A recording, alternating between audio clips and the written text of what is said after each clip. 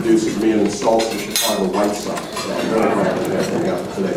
Well, I am your referee for today's event because when it comes to the issue of public employee pensions, this is the main event. This is Dempsey versus Tunney, Ali versus Fraser, Berardino versus Greenhut. So why don't I call the two contenders up here, please. Why don't you guys join me right now?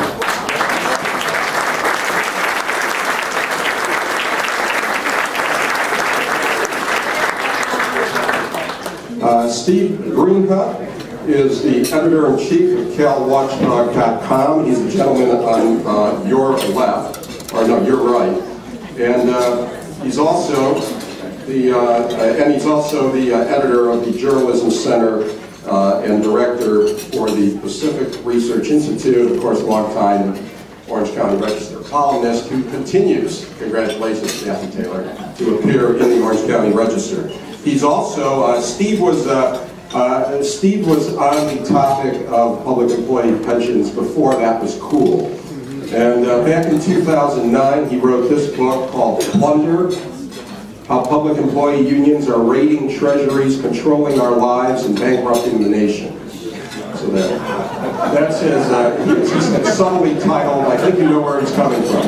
Now, Nick, when you have a book to promote, I'll shill for that too, okay?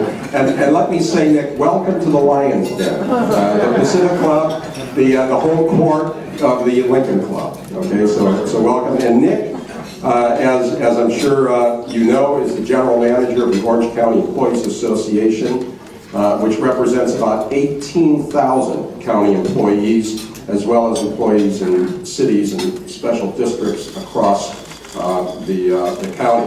What you may not know about Nick, and Ruane, you'll like to know this, any of you that are real hardcore baseball nuts, Nick is the nephew of John Berardino, who was a utility infielder on the 1948 Cleveland Indians, the last Cleveland team to win the World Series.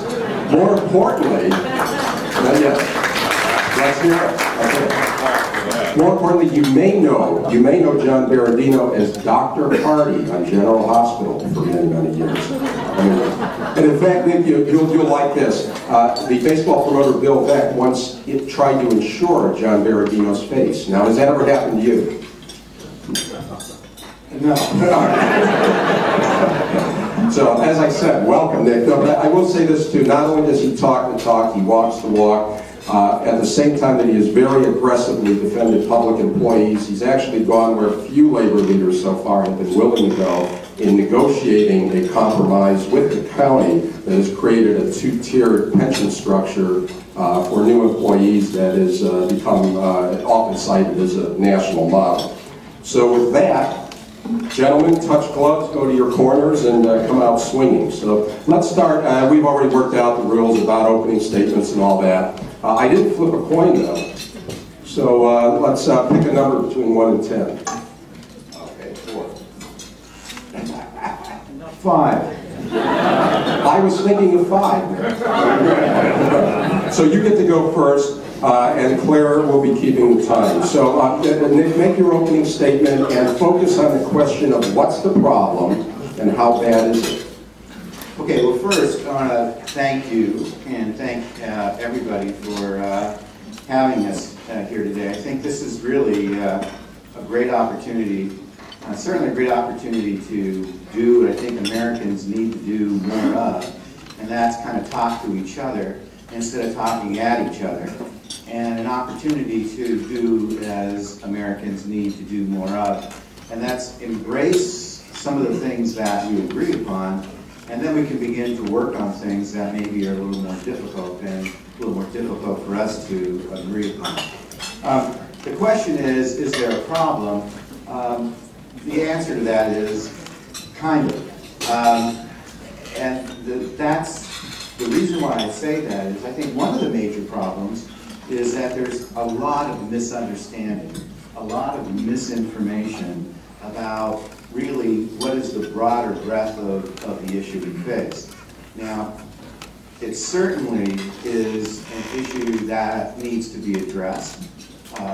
Public employee pensions become, I think, extremely politicized. And in the process, the other part of the problem is that public employees have been demonized. And they've been demonized largely because there seems to be, they're great political fodder. As you pull out all these results, you just see beating up on public employees will get you points on the board. And so that's something that people like to do. And the unfortunate result of that is when you have people who are demonized and feel that they need to protect themselves, become more interested in fighting than compromising. That's just a natural human reaction we all have. And so that's been, I think, the reaction that many unions have adopted, is they feel like, look, no matter what we do, it's not enough. And we're great political fodder. We're going to get beaten up no matter what we do. So let's just build the wall and fight. And I think as we go through the discussion, I hope that we can, at least from my point, can explain to you a little bit about our position, how we perceive the problem, and how I think that jointly, you know, we can work. And I have the 30 seconds on it. And I just let you know that I saw a recent poll, a statewide poll that was done, huge, a huge poll. And what it really said was most Americans are tired of us fighting with each other. They're sick of it. And they're saying, figure out a way to resolve issues and knock it off. So that's my opening statement. My first opening statement. With again, keeping in mind what's the problem out there. Well, the whole idea, Nick's kumbaya is very nice, but I've watched in Sacramento and elsewhere where, hell no, we're not going to change anything. You should see what would happen to a bill that would have simply stripped pensions from people who commit felonies while they're employed. Okay, the problem is, and it's been politicized, sure, now the public is noticing, usually, the unions dominate the political process because they elect their own bosses. Since 1999, we've had a massive wealth transfer from the private sector to the public sector. We've turned public employees into millionaires. You get a job, you stay 30 years, your pension is worth millions of dollars in the equivalent of what we would have to save. We've created a financially unsustainable mess. Stanford, using standards similar to the private sector, pinned the liability at $500 billion. Even for a journalist, that's a heck of a lot of money. And that's the debt. That's a real debt. When the unions tell you it's not a real debt because of how it's calculated, then fine, let's not pay it.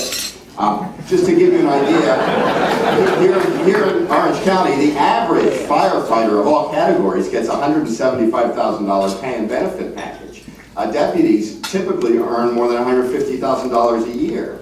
Orange County government workers get 3 to 6 times the amount of pension that a private sector person gets. And then there are all these abuses. Just pick up the paper. The Sacramento Bee is a liberal newspaper, but every day there are abuses of pick up some of the articles of pension spiking public employees. 82% of California Highway Patrol officers miraculously discover a disabling injury about almost exactly a year before retirement. There are all these double dipping programs.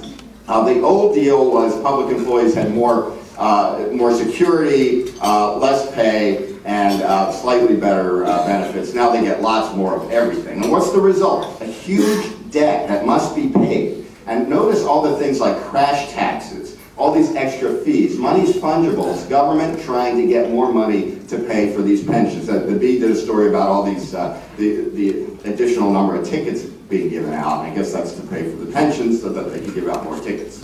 We're seeing, and this is an argument I make in San Francisco to Jeff Adachi and some of the progressives. We're seeing a massive depletion of public services because the money's going out the door to pay for these inflated union salaries and pensions. According to, I'm quoting the Bee here just because that's the city I happen to live in now, but cities are becoming pension providers that provide public services on the side. It's an unfair situation. Compare your 401k plan, and when they start telling you, the union people start telling you the average is like $30,000, the average pension. Well, in recent years, because of the massive increases, the average of people retiring now, according to an Orange County Register story, is about $66,000, plus union hour is used to protect the worst actors. Read the Orange County Register editorial today. Oops, I've got to shut up. So we'll get into more of that later. But despite Nick's nice guy thing, he's defending the system. Okay, Nick, I will give you 40 seconds to respond instead of 30. Well, first of all, you know, Steve we'll just start out easy, so it makes it simple. He's wrong. Okay. Now that we've established that, first of all, the average pension is $29,000. I don't know, where people do all kinds of calculations. That's number one. And I think it's critical, this idea that they're millionaires. Remember, I'll tell you, our member averages $29,000 a year. They don't get any Social Security, and they pay completely for their portion of the pensions. So again, easy to throw out all these figures, but when you drill down, time's up. Well, it's... Stephen, well, if you want to, no, we have to go on, but if you want to, you can use up, you can take part of your time. Here's the question, but I do want you to get to this. We'll get into the average. And given what just happened with the orphans, we'll look at later. By the way, can I add this without taking, I want to take from his time. The first person... It's coming from your time. It's coming from your time. The first person to call me to congratulate me on the book was Nick Berardino. That's great. So there, that was very generous, especially since it came out of your time to say that.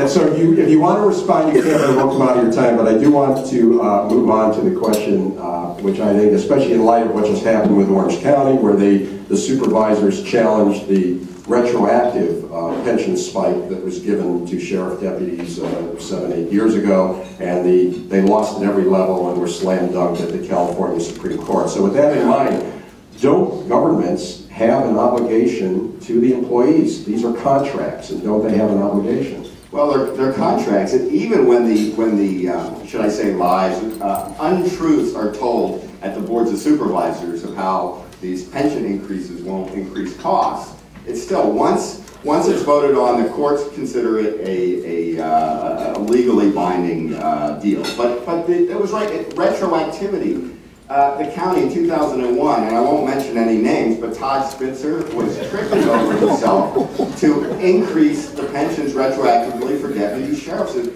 caused an enormous unfunded pension liability, and it's not right to give a gift of public funds.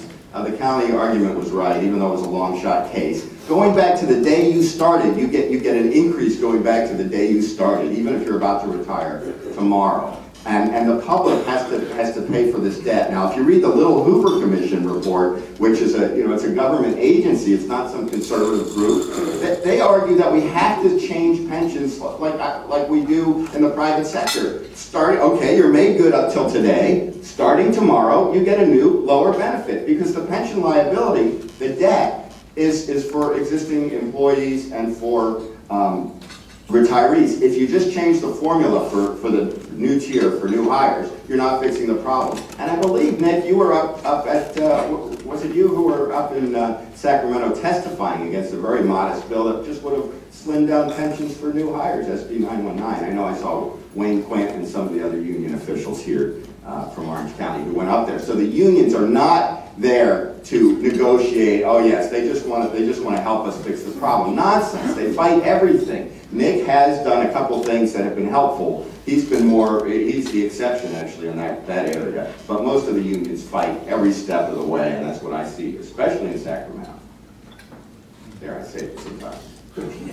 Okay, well, I think Steve brings up a great point. The whole pension lawsuit, and this is where we talk about where we need to work together to resolve issues. Because in that lawsuit, first of all, remember, the safety retirement benefits, the unions didn't just get those. I mean, it was after 9/11, it was in 2001, and you had politicians tripping over themselves to get these benefits. What were people supposed to do? Say, oh no, listen. Say no. Have to say, oh, like you would, Steve. I would, absolutely. Yeah, okay.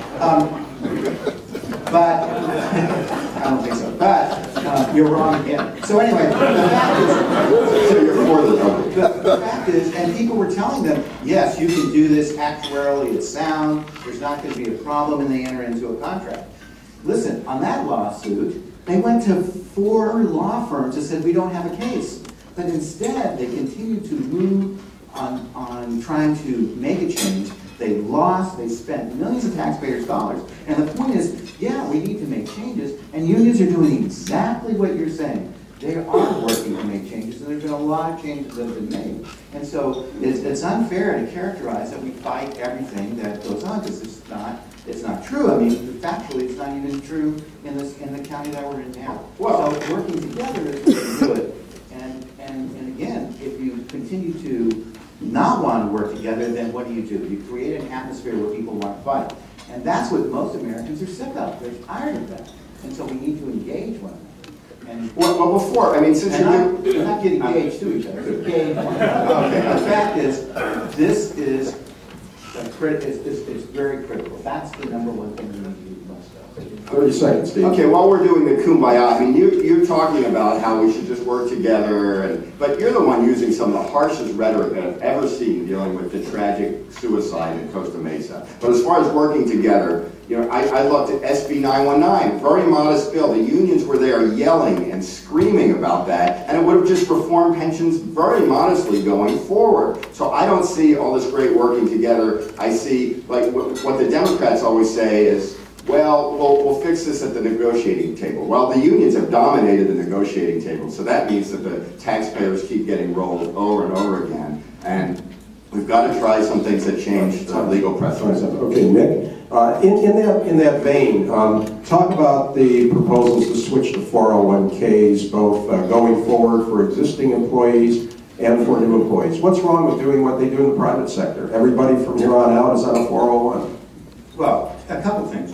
One is 401ks, you know, were never designed to be pension instruments. I mean, those were designed to be instruments for people who were fortunate enough in their lives to be wealthy. It was designed for them to be able to shelter income from taxes. That's number one. Number two, the defined benefit program. I mean, what's wrong with having a defined benefit program? What's wrong with Americans being able to retire and in our case, in a very modest kind of way, if they have some guaranteed retirement when they enter the years when they can earn less? What is wrong with that? I mean, that's what the defined benefit is. Why deny people the opportunity to somehow maintain their position in the middle class when they reach the retirement? So that's where I think, and 401ks too, they really don't offer, you know, retirement security. That's the big issue. They don't offer the kind of retirement security that working Americans, and particularly working families, are, I believe, entitled to. Steve? Well, what's wrong with them is we can't afford them. You can't just keep running up the credit card bill. It's like saying, what's wrong with the tooth fairy? I mean, that would be really nice. It just doesn't exist.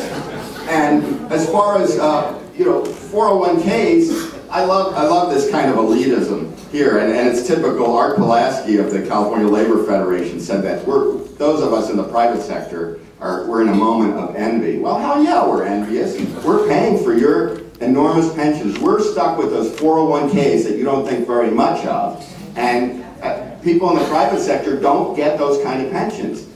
Which way is it? Do you say that you really don't get much in pensions, or are you just trying to defend these enormous pensions? And if you look at the $100,000 pension club, which has increased by 230% in the last decade and is increasing about 70% a year, there are many Californians, public employees, who are earning $100,000 more, receiving $100,000 a year in retirement, cost of living adjusted, plus the best medical benefits. And it's not fair, and it's not affordable. That's what's wrong with it. Yeah. Well, the $100,000 30 seconds. The $100,000 pension club generally includes the very people who some support your position, as we have in our county. Well, you shrug your shoulders off. Well, good. I'm glad they're right on something. But they're still spending. So that's number one. And number two, this $100,000 pension club that comes up. I mean, that is of such a small minority. 98% of the people who are getting pensions are not even close to that. And Steve, you and I have talked repeatedly, and you've gotten tons of information about executives in the public sector. I agree with you on that. Executives in the private public sector, not the private. But you've never, not once, have you ever written about it or taken as harsh a position on those executive salaries? It's private money. Private companies are free, not when they're getting bailed out. I'm talking about public. Oh, well, the public managers are, I include them, if you did read my book. I read you. There's lots of stuff about the managers and the police chiefs. There was the police chief who dropped a suitcase on his toe and got a disability. Let's talk about that.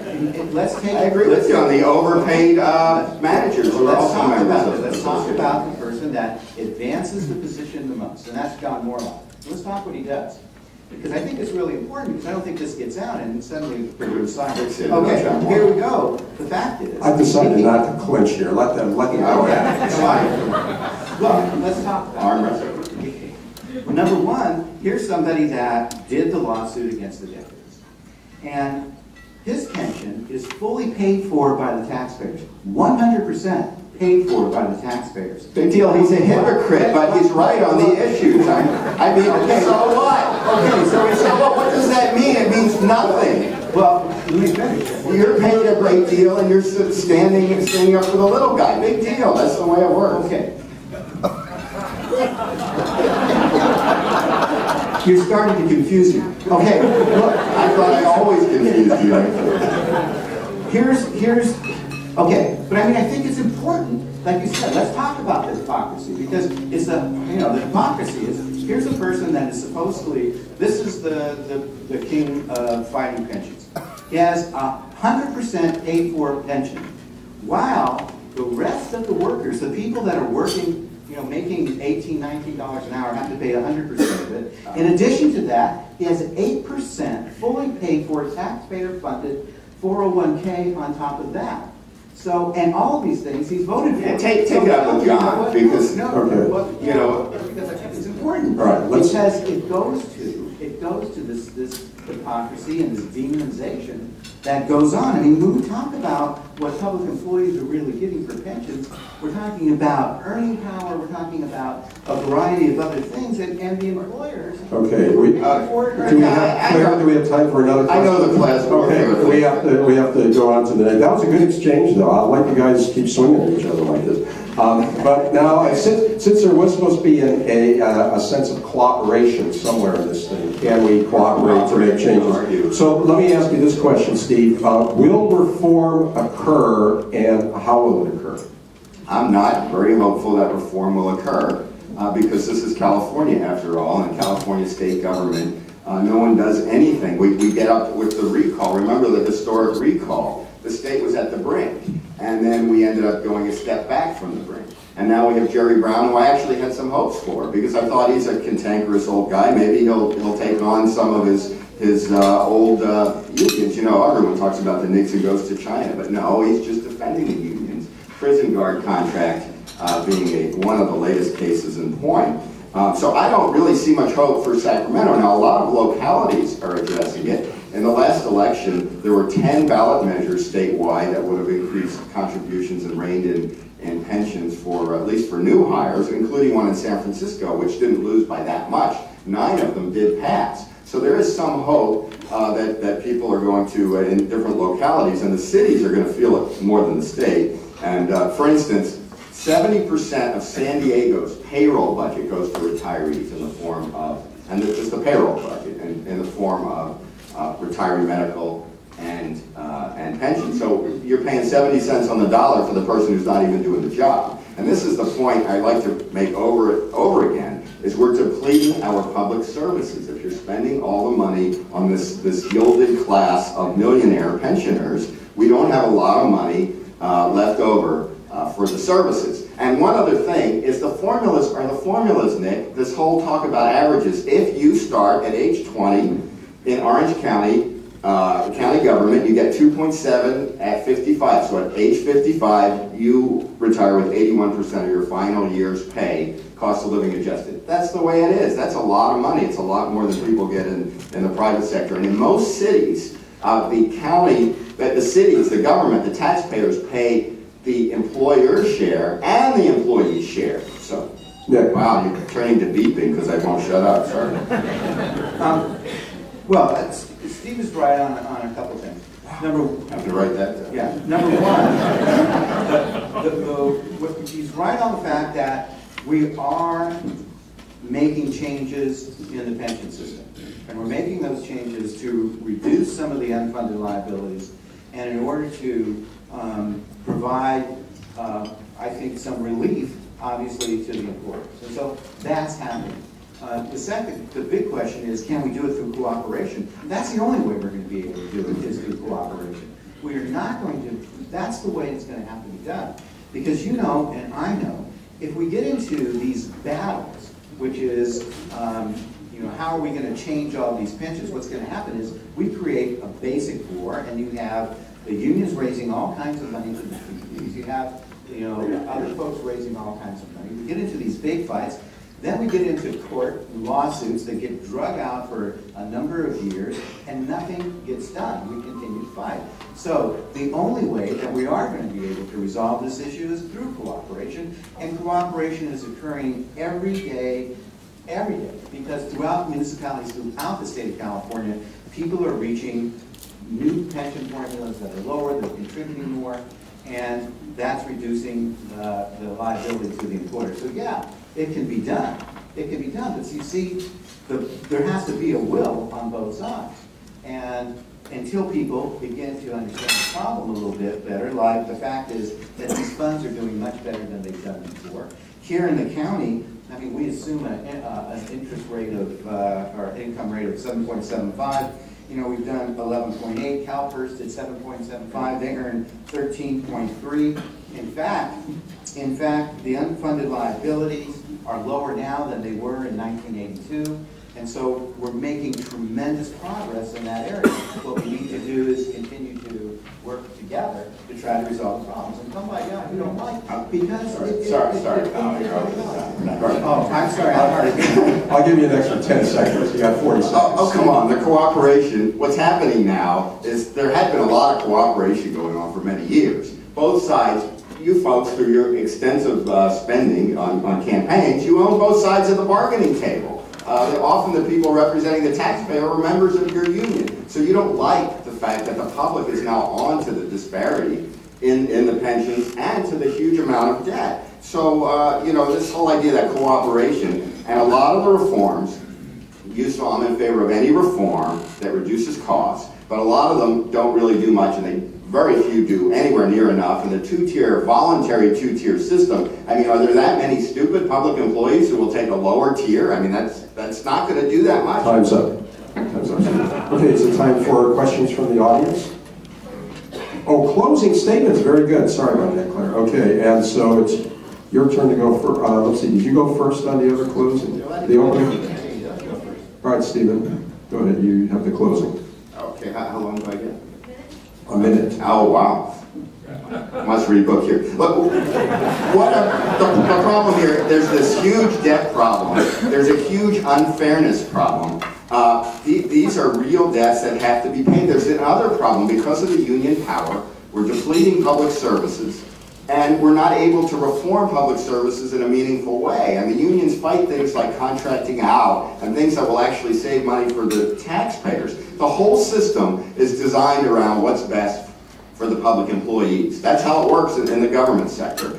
And what we're losing is, we're losing some of our freedoms. I mean, to put it in a broader perspective, because of the union control. And I just want to quote from my Thomas Jefferson, who I quoted in my book. When the people fear their government, there is tyranny. When the government fears the people, there is liberty. And I'm afraid that the imbalance in power is leading to less liberty. And that's how I got interested in the subject to begin with. And I'm very fearful about the enormous amount of debt. This is real debt. It's going to kill us, financially speaking. And, okay. Well, again, I just want to reiterate that I think it's important that people, I mean, you make, the other point that you make is good is, yeah, there's no question the Democrats control the legislature. And that's not going to change.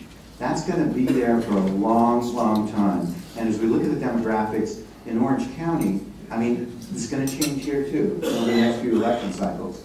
And so knowing that and knowing what the obstacles are to get real reform, that's why it is extremely important to find ways that we can work together in terms of changing pension formulas, in terms of changing more money and contributions by employees. But those pension funds our OCEA fund here, look. You know, to say this debt is going to crush it, in the OCEA fund, even during its worst time, they are taking in $100 million a year more than they're paying out in pensions. And they exceed the assumption rate by, you know, over a 20 or 30-year period by a couple of points, and that includes the stock market crash. So the debt is, certainly there's debt there, but it's not going to cave in. Time's up, Nick. Okay, well, I'll tell you what, a great presentation by both contenders.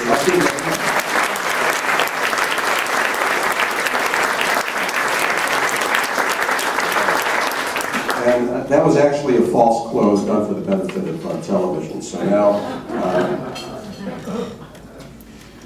okay, let's see, I got, okay, well, maybe just to close the loop on this, and I think it will take a minute, Steve, and then Nick, you can respond. One of the people was questioning Nick's comment that the average pension is about $29,000. Okay, the average, let's throw in the average of everyone, including people who retired many years ago, including people who only worked a few years. According to, here's a register story, says, this just deals with it here, that the, while the average pension in CalPERS is less than $30,000, that figure includes all retirees from all prior years, including those same years before '99.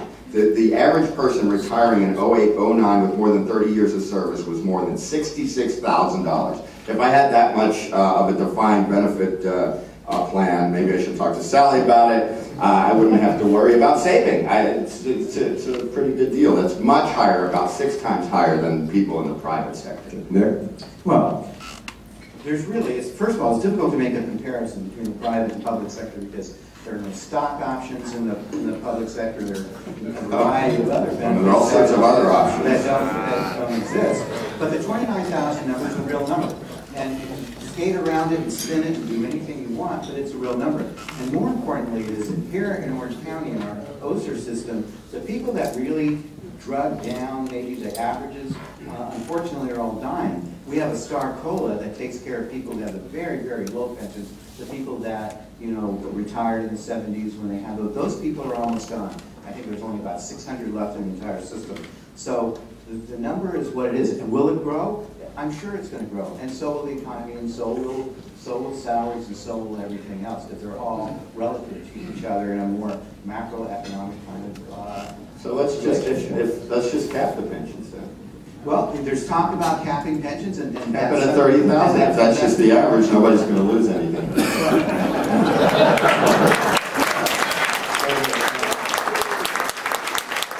I have to say there are some excellent questions here. So, Steve, I want you to address this one. So why is the right wing so worried about funding levels now when it is about the same as in 1991? Why weren't you concerned then, or in 1985 when funds were about 50% funded? I'm guessing this did not come from a Lincoln Club member, but anyway.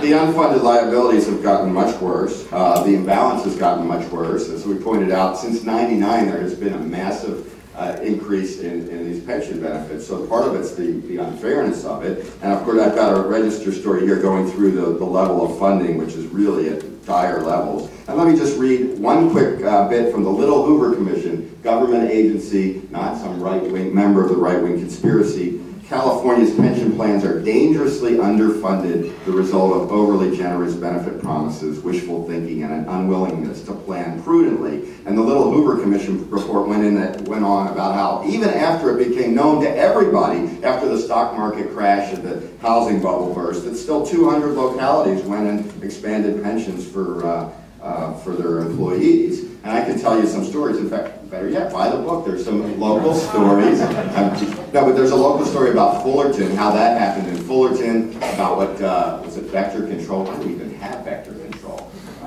Passed a tax increase because of some bug that we were supposed to be scared of. A red imported fire ant immediately increased pensions for employees. So that's government. Well, I think it is interesting that, you know, there's all this cry for it compared to the 1980s when pension funds were about, you know, 50% funded. But, you know, I think what's interesting more is the fact that if you know, this idea that this is all going to come on the taxpayers when this all comes tumbling down. Well, the fact is, look, CalPERS could pay out, just earning what it earns now, they could pay out their current pension obligations and people who are active to the year 2064. Yeah, let's get rid of that taxpayer backing of it. Well, that's a simple fix if we were in agreement on that. Well, would you get rid of the taxpayer backing of Social Security? Well, we have alternatives for Social Security, which isn't doing very well. That's what we're going to be stuck with if it's still around while you guys are out at the beach with your 60.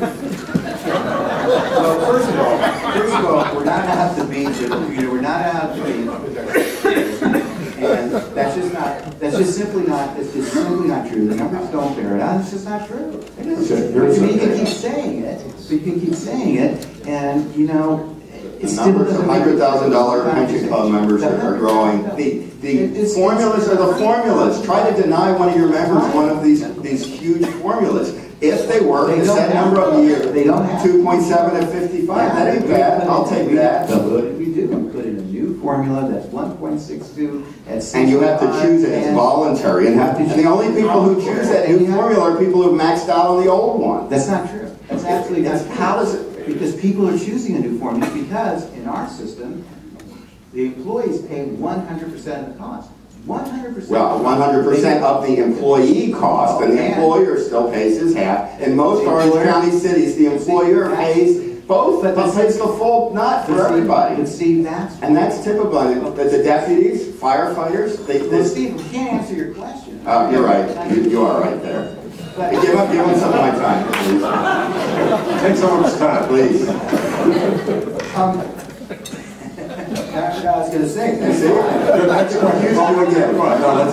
if you're okay, because let's go on, but I think this gets to, you guys are starting to drill down, which clearly is what this questioner wanted,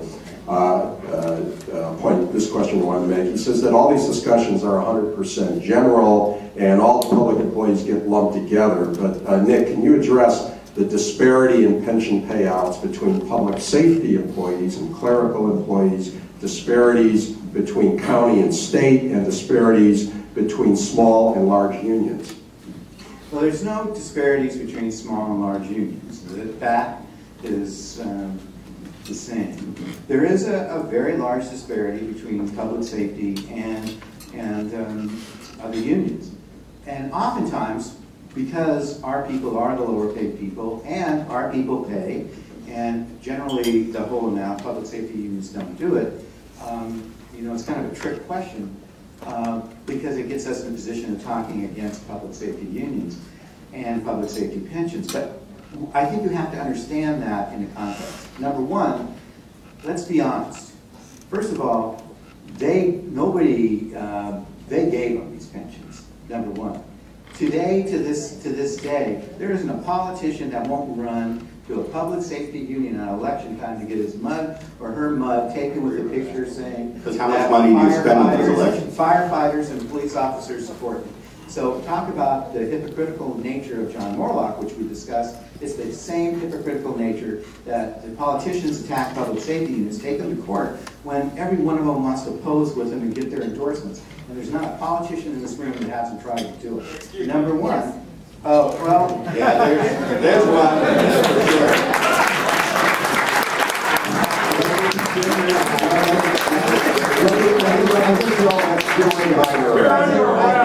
I think the answer is recently. So that's, and then here's a broader thing about the age they retire.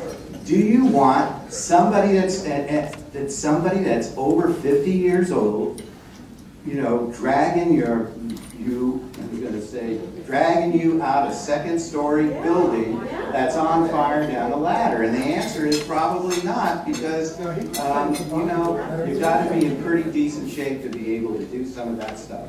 And so there's some reasons for that, and you need to understand those, again, in a more close context. But again, we're jealous of the public safety because that was original.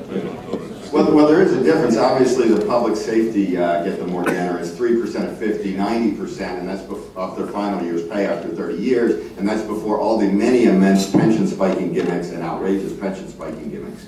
Nick's right that politicians, and in Orange County, I made a career out of writing about Republican politicians who love to pose with law enforcement, especially because a lot of Republicans have even more of a fixation on law and order than Nick has on John Morlock. And then, that's impossible.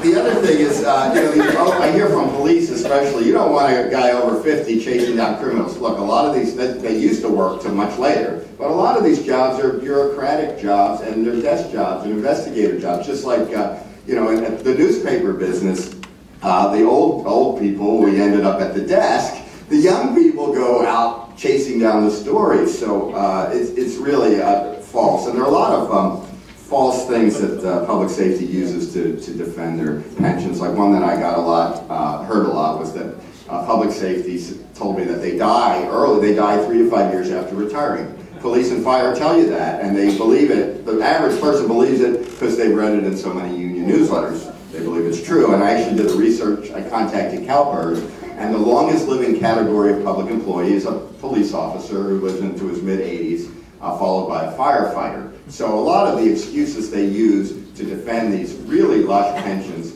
they're just older dash.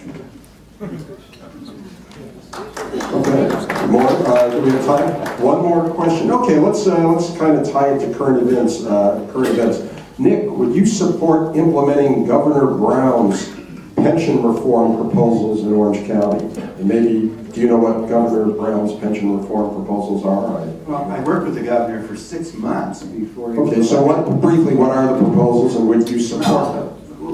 Well, number one, we've already done them here. That's why it was easy to help him. So, he has a proposal for employees picking up the entire employee share, which we would support 100% and do support. He has in his proposals an element for a 401k component to his defined benefit plan, which we would support 100% and continue to. He has a proposal to do away with this airtime, which I think is absolutely ridiculous. And airtime is you buy time when you didn't work in order to get pension. That's spiking. One of the spiking. Oh, yeah, okay, all right. Okay. Which we would support 100%, and think it's an embarrassment. It causes us problems. He has a proposal that I just talked to the governor's representative this morning, asking if we would support the governor's new proposal on caps, which would be $106,000 for non-safety and $134,000 for safety employees. And, that one, is something that we haven't really done a lot of review on, but that's something that I think really deserves more discussion and deserves more hearing. So we're in pretty much strong support of most of the governor's proposals. Are you ready for a kumbaya moment? Well, I was going to say that now I understand why the proposals don't go anywhere near far enough, because Nick worked with them for 6 months on it. But they're all fine proposals. They're just, he's not serious about them, and they don't go very far. He's very serious about them. You're wrong. He's very serious. Okay, well, maybe I hope I stand corrected on that. Put it in your next book. Okay, we'll do Blunder 2, and you'll do the forward this time. And then I do want to end on a gracious note from Nick. Nick did help on the retiree medical problem in Orange County. I hope I'm getting this right. You supported the county's plan to separate the retirees from the pool of existing workers, which saved a great deal of money. And that I think is a model more so than that nonsensical two-tier thing that nobody's going to choose. Thanks very much. Let's give them another.